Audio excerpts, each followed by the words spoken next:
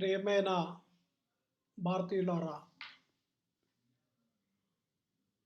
NDA ప్రభుత్వం రైల్వేలని ప్రైవేటీకరించడానికి నడుం బిగించింది. ఇది కేవలం కార్పొరేట్ సంస్థల్ని సంతోషపరచడానికి మాత్రమే పనికొస్తుంది తప్పితే ఇది దేశంలో ఉన్న పేద ప్రజలకి ఒక గొడ్డలి పెట్టు. భారత రైల్వేలు పేద ప్రజల జీవన నాడి. ఈ దేశంలోని సామాన్యులు తక్కువ ధరకు రవాణా చేసే ఒకే ఒక సదుపాయము భారతీయ రైల్వేలు. ఇది ప్రపంచంలో అతిపెద్ద 4వ రైల్వే సంస్థ. రోజుకి 2 కోట్ల పైగా ప్రజలు దీనిలో ప్రయాణం చేస్తున్నారు. ఇలాంటి బంగారు బాతుని చంపాలనే ఉద్దేశంతో ఈ ప్రభుత్వం రైల్వేలను ప్రైవేటీకరణ చేయటానికి పూనుకుంది. ముఖ్యంగా రైల్వేల నిర్వహణకి ₹1 ఖర్చు అయితే ఒక ట్రైను, అందులో కేవలం 53 పైసలు మాత్రమే ప్రయాణికుల దగ్గర వసూలు చేసి మిగతా 47 పైసలు ప్రభుత్వమే సబ్సిడీగా ఇచ్చి ఈ రైల్వేలను రన్ చేస్తుంది. దాని మూలాన 36,000 కోట్ల రూపాయలు నష్టం వస్తుందని సెంట్రల్ ఆడిటర్ జనరల్ సిఏజీ రిపోర్ట్లో పేర్కొనడం కూడా జరిగింది. దానికి సమాధానంగా పార్లమెంటుకు రైల్వే మంత్రి గారు, పేద ప్రజలు ప్రయాణం చేసే సంస్థ ఇది, అందుమూలాన ఛార్జీలు మేము పెంచలేము, ఇది పేద ప్రజల రవాణా సదుపాయం అని చెప్పడం కూడా జరిగింది. ఈరోజు మరి ఆ రోజు పార్లమెంట్లో చెప్పిన మాటలు ఏమైపోయినాయి? ఈరోజు పేద ప్రజలు గుర్తుకు రావటం లేదా ఈ ప్రభుత్వానికి? రైల్వేలను కార్పొరేట్ చేస్తే లాభాలు ప్రజలకు వస్తాయా, రైల్వే శాఖకు వస్తాయా, లేకపోతే కార్పొరేట్ సంస్థలకు వెళ్తుందా? ఒక్కసారి దీని మీద పీయూష్ గోయల్ గారిని ఆలోచించవలసిందిగా నేను కోరుతున్నాను. ముఖ్యంగా రైల్వేలు ఆధునీకరించడానికని రైల్వే మంత్రి గారు డబ్బులు లేవు, దానికోసమని మేము ప్రైవేట్ రైళ్ళకి నడపడానికి ముందుకు వచ్చాము అని చెప్తున్నారు. రైల్వేలు ఆధునీకరించబడలేదా? భారతదేశం యొక్క సంపత్తితో ఈ రైల్వేలు మరి బ్రిటిష్ కాలం నుంచి కూడా మనకు వచ్చిన తర్వాత 1947 తర్వాత ఎన్నో రకాలైన మార్పులు మనం ఈ రైల్వేల్లో చేసుకున్నాం. ముఖ్యంగా నేరో గేజ్ రైల్వే లైన్లని మీటర్ గేజ్ చేసాం, మీటర్ గేజ్ రైల్వే లైన్లని బ్రాడ్ గేజ్ చేసాం, బ్రాడ్ గేజ్ నుంచి డబలింగ్ లైన్లు చేసాం, డబలింగ్ నుంచి ట్రిప్లింగ్ లైన్లకి వెళ్ళటం కూడా జరుగుతుంది. ఇదే కాకుండా మరి ఆ రోజు స్టీమ్ ఇంజన్ల దగ్గర నుంచి మార్చి దాన్ని డీజిల్ ఇంజన్లు తీసుకొచ్చాం, డీజిల్ ఇంజన్ల నుంచి మళ్ళీ మార్చి ఎలక్ట్రిఫికేషన్ కూడా చేసి ఎలక్ట్రికల్ ఇంజన్లు తీసుకురావడం కూడా జరిగింది. మరి ఆ రోజు ట్రాకు మీకు చూస్తే వుడెన్ స్లీపర్లతో 30 కిలోమీటర్లు మాత్రమే ప్రయాణం చేసే ట్రాక్ ఉండేది. దాన్ని కాంక్రీట్ స్లీపర్ల, ఐరన్ స్లీపర్లు, ఆ తర్వాత కాంక్రీట్ స్లీపర్లు తీసుకొచ్చి ఈరోజు 100 కిలోమీటర్ల వేగంతో రైళ్లు ప్రయాణం చేసే అవకాశాన్ని ఈ భారతదేశ సంపత్తితోనే మనం సమకూర్చుకున్నాం. రైల్వే స్టేషన్ల ఆధునీకరణ చేశాం. మరి అనేక రకాలైన రైల్వే స్టేషన్లు ఆధునీకరణ భారతదేశ ప్రజల సంపత్తితోనే జరిగింది. ఈరోజు మరి డబ్బులు లేవనే నెపంతో దీన్ని ప్రైవేట్ పరం చేయటం ఎంతవరకు సబబు? 98% ప్రజలు ఈ రైళ్లలో ప్రయాణం చేస్తున్నారు, పేద ప్రజలు. కేవలం 2% మాత్రమే ధనికులు రైళ్లలో ప్రయాణం చేస్తున్నారు. వాళ్ళు వెళ్ళటానికి విమానాలు ఉన్నాయి, వాళ్ళు వెళ్ళటానికి ఈరోజు వాజ్పేయి గారి పుణ్యమాని వాజ్పేయి చతుర్భుజి లాంటి రోడ్లు వచ్చినందు మూలాన కార్లుతో వాళ్ళు ప్రయాణాలు చేయటం కూడా జరుగుతుంది. మరి పేద ప్రజలు ఎలా ప్రయాణం చేస్తారు? దీన్ని మరొక్కసారి గౌరవనీయులైన ప్రధానమంత్రి మోడీ గారు ఆలోచించాలి. కాంగ్రెస్ ప్రభుత్వం పివి నరసింహరావు గారి హయాంలో నూతన పారిశ్రామిక విధానాలు తీసుకొచ్చి మరి వరల్డ్ బ్యాంకులో పనిచేసిన మన్మోహన్ సింగ్ గారిని ఫైనాన్స్ మినిస్టర్గా తీసుకొచ్చి ఈ విధానాలు అమలు చేయడం ప్రారంభించినప్పుడు భారతీయ జనతా పార్టీ ఏం మాట్లాడింది? భారతీయ జనతా పార్టీ కాంగ్రెస్ ప్రభుత్వం ప్రభుత్వ రంగ సంస్థలు నిర్వీర్యం చేస్తుంది, ప్రభుత్వ రంగ సంస్థలు అమ్ముకుంటుంది కాంగ్రెస్ ప్రభుత్వం బడా పెట్టుబడిదారులకని చెప్పిన బీజేపీ నాయకులు, ఆ తరం నాయకులు ఈరోజు లేరు. ఈ తరం నాయకులకి పాత తరం నాయకులు చెప్పిన మాటలు గుర్తురావా? వాళ్ళు పార్లమెంట్లో ఏ విధంగా ఈ ప్రైవేటీకరణని, ప్రభుత్వ రంగ సంస్థల యొక్క డిసిషన్ ఇన్వెస్ట్మెంట్ని అడ్డుకున్నారో గుర్తు రాలేదా? గుర్తుకు రావా? మరి ఇలాంటి విపత్కర పరిస్థితుల్లో రైల్వేలను కాపాడుకునే బాధ్యత భారత ప్రజల మీద ఉంది. ఈరోజు రైల్వేల ఆధునీకరణలో అనేక మార్పులు తీసుకొచ్చాం. ఈరోజు మరి సింగిల్ వ్యాగన్ సిస్టమ్ నుంచి జంబో రేక్ తీసుకొచ్చాం. ఈరోజు మరి బ్రహ్మాండంగా వుడెన్ బోగీస్ నుంచి మనం మంచి బోగీలు తయారు చేసుకునే కర్మాగారాలు నిర్మించుకున్నాం. ఐసీఎఫ్ ఉంది. అలాగే ఇంజన్లు తయారు చేసే కర్మాగారాలు నిర్మించుకున్నాం. ఈ దేశంలో దేనికి కొదవలేదు.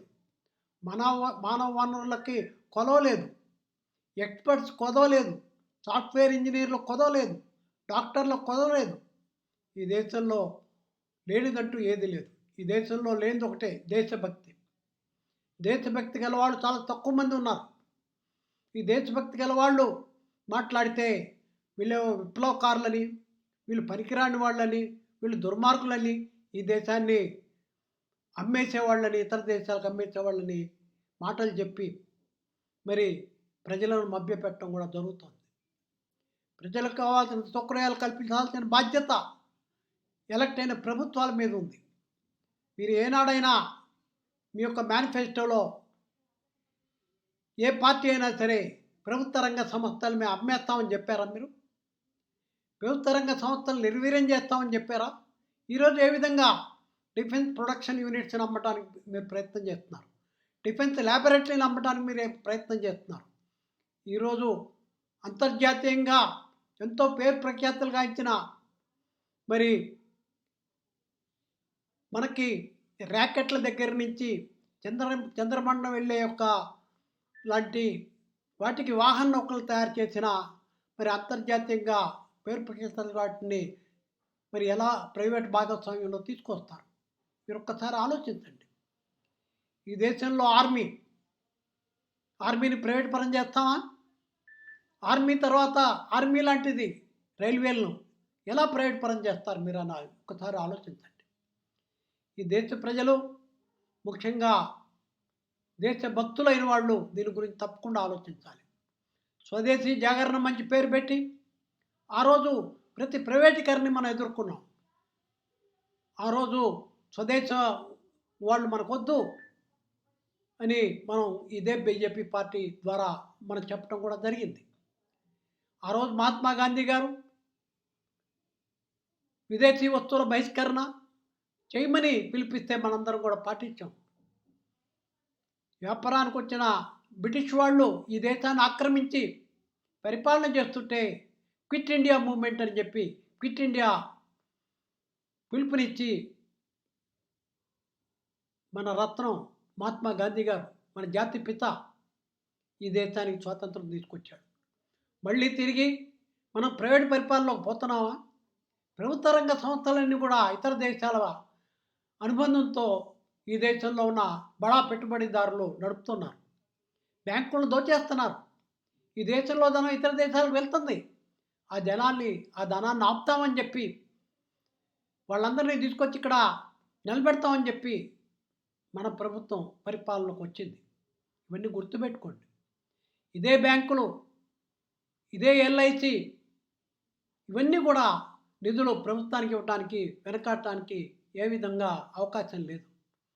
ఇవన్నీ కూడా ప్రభుత్వ పరంగా ఉన్నాయి. నేషనలైజ్డ్ బ్యాంక్స్ ఉన్నాయి, ఎల్ఐసి నేషనలైజ్డ్, ప్రభుత్వ రంగ సంస్థలు ఉన్నాయి, మనకి ఇంజన్లు తయారు చేసే కర్మాగారాలు ఉన్నాయి.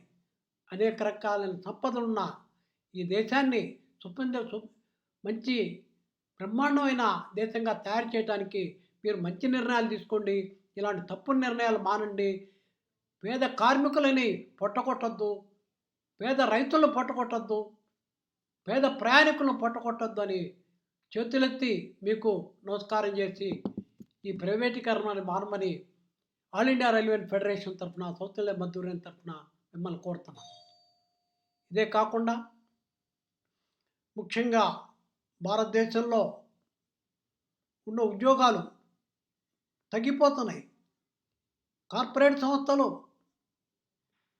ఈ కాంట్రాక్టీకరణ పేరుతో ప్రభుత్వ ఉద్యోగాలన్నీ కూడా మరి కాంట్రాక్టుల చేతిలోకి వెళ్ళిపోతే contract labour, fixed term labour, unorganised sector, పేదవాళ్ళు ఎలా బతకాలి? కార్మిక చట్టాల్లో మీరు ఎన్నో మార్పులు చేశారు. కార్మికులకి పనికొచ్చే మార్పులు మీరేం చేయలేదు. 10 గంటలు పెంచడానికి చేశారు, ఓవర్ టైం పెంచడానికి అవకాశం ఇచ్చారు, ప్రజలను దోచుకోవడానికి అవకాశం ఇచ్చారు కార్పొరేట్ సంస్థలకి. ఇది కాంగ్రెస్ ప్రభుత్వం నుంచి వచ్చిన ఆనవాయితీ. బీజేపీగా మీరెందుకు ఆనవాయితీని పాటిస్తారు? ప్రభుత్వ రంగంలో అమ్ముకొని తింటాం కాంగ్రెస్కి అలవాటు అయిపోయింది, దాన్ని మీరెందుకు పాటిస్తారు? ప్రభుత్వ ఉద్యోగాలు పెంచండి. పేద చదువుకున్న కార్మికులకి వాళ్ళ పిల్లలకి ఉద్యోగాలు కల్పించండి. ఈ కాంట్రాక్ట్ సిస్టమ్ని రద్దు చేయండి. ముఖ్యంగా రైల్వేలను కాపాడండి, దేశాన్ని కాపాడండి. అలా చేసినట్టయితే ప్రజలు మిమ్మల్ని హర్షిస్తారు. ఎన్నో మంచి పనులు చేస్తున్న ప్రభుత్వాలు కొన్ని తప్పుడు విధానాల మూలాన కొంతమంది తప్పుడు వివేక్ దేబ్రాయ్ లాంటి వాళ్ళు తప్పుడుగా వాళ్ళు ఇచ్చిన సలహాలను పాటించి వాళ్ళంతా కార్పొరేట్ యొక్క శక్తులు, కార్పొరేట్ రంగంలో పనిచేసిన వాళ్ళు నిష్ణాతులు కాదు రైల్వేల్లో. అలాంటి వాళ్ళని నమ్మి రైల్వేలను సర్వనాశనం చేయొద్దని, రైల్వే భూములను అమ్మొద్దని, రైల్వే స్టేషన్లు అమ్మొద్దని, ప్రైవేట్ రైళ్లు నడపొద్దని కోరుతూ దీనికి భారతదేశంలో ఉన్న దేశభక్తులు, భారతదేశంలో ఉన్న ప్రజానీకం తప్పనిసరిగా ఆల్ ఇండియా రైల్వే ఫెడరేషన్ ఇచ్చే పిలుపు మేరకు మాతో ఆందోళన కార్యక్రమంలో పాల్గొని ప్రభుత్వాన్ని కనువిప్పు గెలిపి ఈ యొక్క నిరంకుశ కార్మిక వ్యతిరేక, ప్రజా వ్యతిరేక, వ్యవసాయదారులకు వ్యతిరేకంగా తీసుకొచ్చిన చట్టాలని వెనక్కి తీసుకునేదాకా, ప్రైవేటీకరణ ఆపేదాకా మన ఆందోళన కార్యక్రమంలో మీరందరూ పాల్పంచుకుంటారని, మనందరం భారతీయులం, మనలో భారతదేశ పౌరులం, మనలో భారత రక్తం ప్రవహిస్తోంది. మనం ఇతర దేశాల తొత్తులం కాదు. కార్పొరేట్ సంస్థలు ఇతర దేశాల తొత్తులు. మన దేశంలో డబ్బు తీసుకెళ్లి స్విచ్ బ్యాంకులో దాచుకున్న దొంగలు. ఆ దొంగల్ని మీరు ప్రోత్సహించొద్దు, కార్పొరేట్ రంగాన్ని ప్రోత్సహించొద్దు. దయచేసి భారతీయ రైల్వేలని భారతీయ రైల్వేలుగా, భారత ప్రజల రైల్వేలుగా ఉంచాలని కోరుతూ, ముఖ్యంగా భారతదేశ ప్రజలని ఒక్కసారి తమ గలం విప్పి మాతో కలవండి. మా ఉద్యోగాల కోసం కాదు, భావి తరాలు మనం క్షమించవు.